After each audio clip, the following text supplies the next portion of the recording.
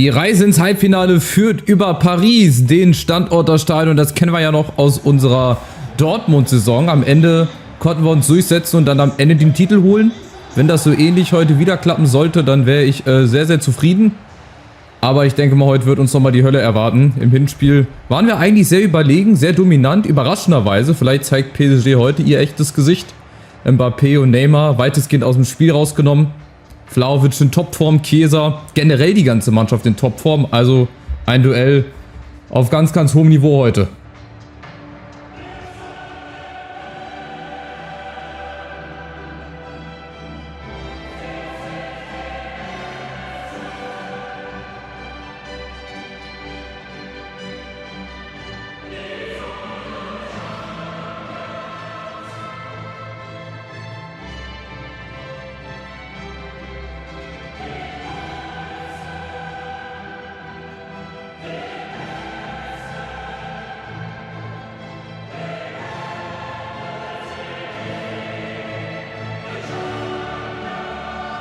Dann wollen wir mal reingehen mit Süle, Donnarumma, der auch im Hinspiel eine ganz, solide Leistung, das kann man eigentlich nicht sagen, also der nicht so glücklich gewirkt hat, so wollte ich das sagen.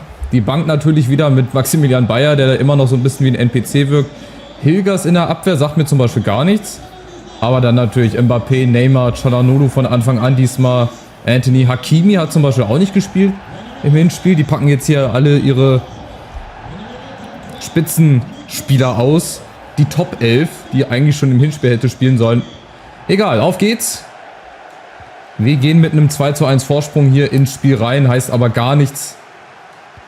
Das haben wir letzte Saison mit Dortmund hier in Paris auch gemerkt. Wie schnell das dann gehen kann. Aber so schnell kann es auch in die andere Richtung gehen. Schade. Das wäre natürlich mal ein Auftakt gewesen hier. Direkt mal nach 3 Minuten. Hätte ich schon mal früher spielen sollen. Aber Paris, die stehen ganz schön hoch. Oh, das ist aber knapp. Ja, oben Süle vielleicht nochmal. Die eine Speckfalte war dann wohl der ausschlaggebende Punkt.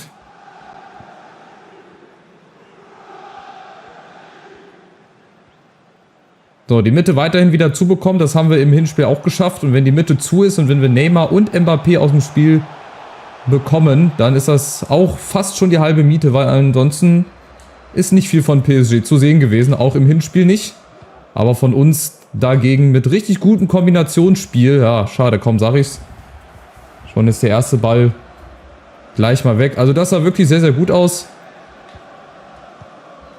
Ich hoffe, dass wir das heute noch mal genauso hinbekommen, weil dann winkt uns das Halbfinale. Entweder United, Atletico, vielleicht Man City, vielleicht Villarreal. Wäre auch ein Gegner, gegen den ich gerne mal wieder spielen würde. Aber wir müssen dann schauen und nehmen, wen wir bekommen. Und halt, das ist das Problem von PSG. Für uns, wenn die einmal anfangen schnell zu kombinieren, das kannst du echt nicht verteidigen. Da kannst du dann nur hoffen und beten und bangen, dass da irgendeiner seinen Fuß noch dazwischen bekommt.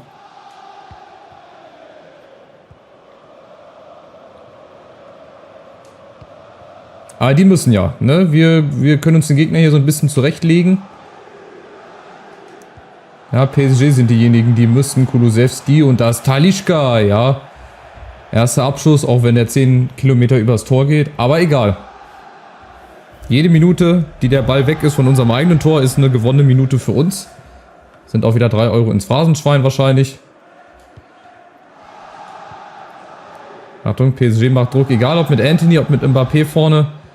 Aber es wirkt auch, ja, teilweise ein bisschen unüberlegt, ein bisschen dumm. Achtung, Vlahovic hat ganz viel Platz.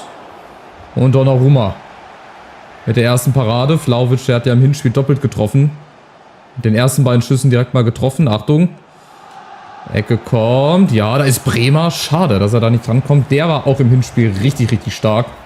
Für mich mit Ndika zusammen der beste Spieler gewesen im Hinspiel. Mit Vlahovic natürlich vorne, aber was die hinten verteidigt haben, alles wegverteidigt haben, außer Luft, am Boden gegen Mbappé, Neymar, das ist schon sehr gut gewesen. Und wenn sie es heute nochmal hinkriegen und das Mittelfeld, das muss ich auch jetzt schon sagen, da steht auch wieder richtig gut. Jeder arbeitet hier mit nach hinten, genauso wie es sein soll. Ist bislang wirklich ein sehr, sehr guter Auftritt. Auch hier, aber es ist noch so lange zu spielen und PSG kann mit einer Aktion hier sich wieder ein Spiel zurückholen.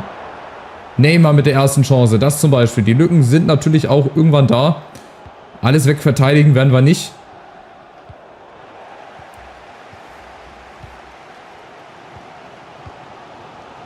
Deswegen braucht man auch an der einen oder anderen Stelle das Spielglück. Und natürlich Verteidiger, die richtig gut stehen. Da gerade wieder gesehen, Dika, Gravenberch, Talisca, nee. Schade, Vlahovic, ja, muss auch mit nach hinten arbeiten. Die Mischung muss es heute machen. Achtung, erste Chance für Mbappé. Und so schnell kann es dann halt auch gehen. Das meine ich, dass die Lücken halt auch irgendwann da sein werden. Dass wir leider nicht, alles verteidigt bekommen. Aber Castells, das ist keine wirkliche Aufgabe. Und die brauchen halt echt nicht viel. Das ist die Gefahr. Das ist halt wirklich die Gefahr, dass die nicht viel brauchen. Aber wir sind wirklich auch so gut in den Zweikämpfen drin. Das überrascht mich wirklich. Wo war das in den letzten Monaten, in den letzten Spielen? Wo war das in der Hinrunde? Wahrscheinlich lag es auch ein bisschen an der Formation. Und das ist ein richtig guter Ball. Chiesa gegen Donnarumma. Und Chiesa kriegt den fast noch runter, Lischka. Schade, aber das war ein richtig guter Ball. Und ihr seht, auch da sind die Lücken groß. Bei Paris. Und auch hier geht es die meiste Zeit eigentlich nur in eine Richtung. Talisca, das war sehr, sehr mutig. Aber wir setzen nach und der Mut wird vielleicht dann auch irgendwann mal belohnt. Aber auch Neymar, der ist auch irgendwie noch gar nicht so im Spiel drin. Nächster Fehlpass, Mbappé vorne auch, ist so ein bisschen verloren.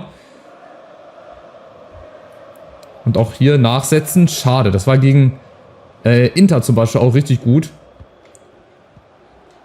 In der Liga, da haben wir auch vorne gepresst, haben den Gegner zu Fehlern gezwungen. Und hier passiert eigentlich genau dasselbe. Und das ist bislang auch ein richtig guter Auftritt. Bislang noch 0-0, aber ja, schade. Ich dachte, den einen Eckball können wir mitnehmen. Süle mit dem Frustfoul, weil bei Paris läuft nicht viel zusammen. Das ist eine richtig solide Führung nach wie vor im Gesamtergebnis, aber natürlich mit sehr viel Vorsicht zu genießen. City führt 1-0, die werden dann auch weiter. Ich glaube, so viele Schüsse gab es gar nicht. 3:2 diesmal. Ja, PSG durch Mbappé und Neymar. Nochmal 45 Minuten, ja, alles geben.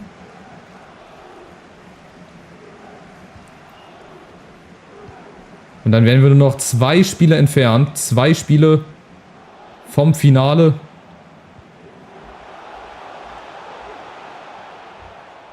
Alaba, sehr schön. Das meine ich zum Beispiel bei Neymar.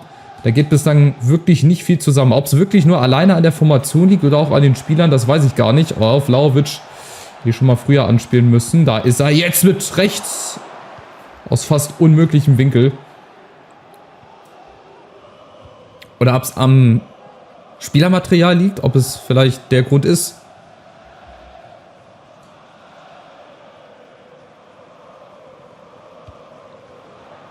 Das ist wirklich eine gute Frage. Aber ich bin froh bislang, dass es so läuft, wie es läuft. Goretzka, Çalhanoğlu, auch da eine große Fehlerquote. Eine sehr hohe Fehlerquote vor allem. Das ist ein Foul. Und es bleibt dabei, es läuft bei Paris Gott sei Dank nicht so viel zusammen, auch hier im Rückspiel. Aber den reichen 5 Minuten. Eingeschalteter Angriff, Talisca gut durchgesteckt. Kein Abseits, nee. Kein Abseits, aber häufen sich bei uns auch die Fehlpässe, aber wir sind dann schnell wieder hinten. Hinter dem Ball und hier der nächste Zweikampf. Also wirklich, das ist Wahnsinn. Ich muss ja fast eine Strichliste führen, wie viele Zweikämpfe hier wir gewinnen. Das ist richtig gut gespielt hier. Schön durchdacht. Alaba. Gravenberch mal, ja, aus dem Halbfeld, aber Talisca keine Chance. Und somit ist es nur noch eine halbe Stunde bis ins Halbfinale und das ist nach wie vor sehr, sehr erschreckend. Da müssen wir jetzt eigentlich aufs 1-0 gehen, damit das Ding so gut wie schon entschieden ist. Chiesa kommt leider nicht ran, aber trotzdem weiter nachsetzen. Den dürfte Mbappé auch nicht kriegen, na, schade. Den darfst du halt nicht ins Laufen bekommen. Achtung jetzt, 1 gegen 1. Ndika, diesmal ist er zu spät, aufgepasst. Die Lücke ist jetzt da, Goretzka. Da ist Anthony, da ist Neymar! Und jetzt ist es passiert. Das, was ich gerade noch angesprochen hatte, die brauchen nur eine Chance, 5 Minuten, ein guter Angriff. Und dann gleicht PSG aus im Gesamtergebnis. 2-2.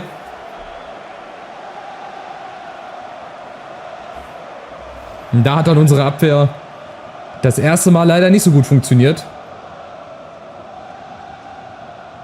War dann auch am Ende schwer zu verteidigen, weil es halt auch einfach schnell und gut gespielt war. Und gerade Neymar, dem auch nicht so viel gelungen ist bislang. Naja, hilft nichts. Weitermachen, es steht ja erstmal unentschieden, 2-2.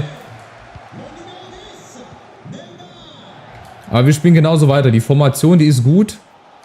Wir sind auch weiterhin gut drin. So ein Gegentor kannst du dir immer fangen. Es ist halt leider so.